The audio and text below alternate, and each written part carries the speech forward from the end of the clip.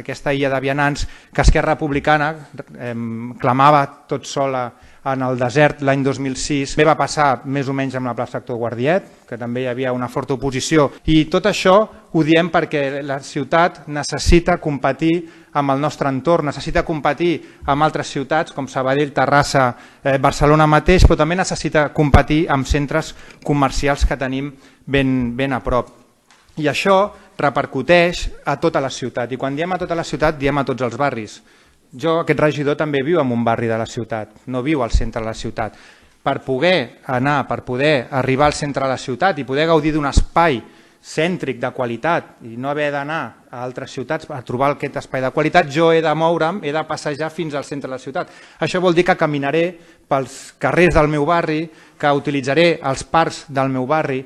Per tant, la repercussió no només se centra en un espai determinat, sinó que va més enllà del centre de la ciutat.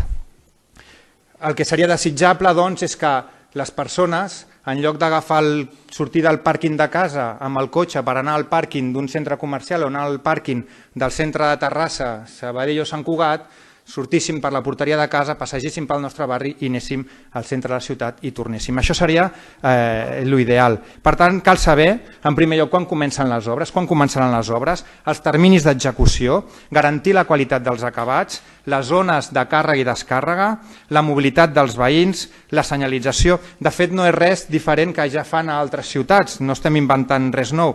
I vostès, de moment, no són gaire garantia de la feina ben feta, ni despunten, i ho dic amb respecte, per la seva sensibilitat estètica en algunes qüestions d'aquesta ciutat. Per tant, escoltin, deixin-se assessorar per aquells que portem anys defensant i treballant en aquesta línia de ciutat. Gràcies.